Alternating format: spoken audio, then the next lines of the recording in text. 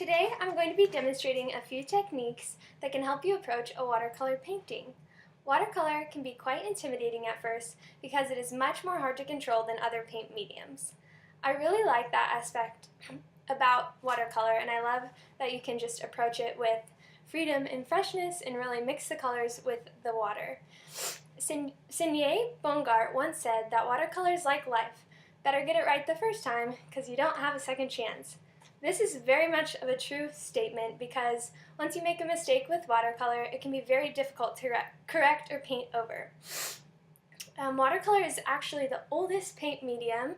Originally, it was made up of pigments made from ground minerals and dye powder held together generally with gum from an acacia tree.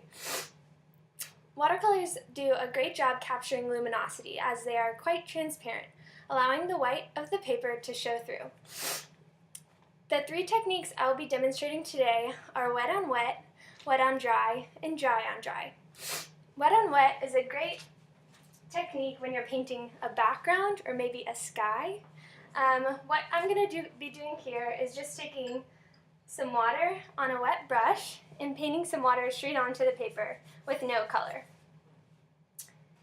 And then, so that's the wet aspect of it, and I'm going to just add a little bit of color. So here's some blue, and then I'm just going to take some yellow and also mix that on. As you can see, it kind of makes a cool tie-dye effect. You can kind of let them run together. And so that's just taking wet paper and a wet brush.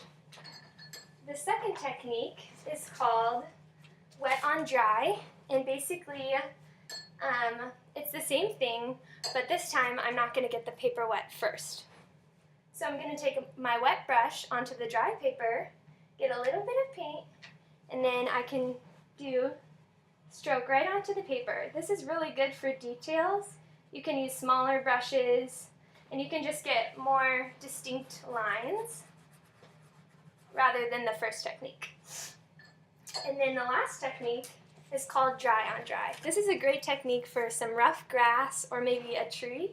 And so I'm just going to take some dry paint onto my dry brush and then just stroke it right on. So there you have a few techniques in watercolor. I hope you all feel inspired to attempt a watercolor now that you know a little bit more about it and a few techniques to go about it. And the important thing is to just have fun with it and not be too nervous about making mistakes because it'll all turn out in the end. Thank you.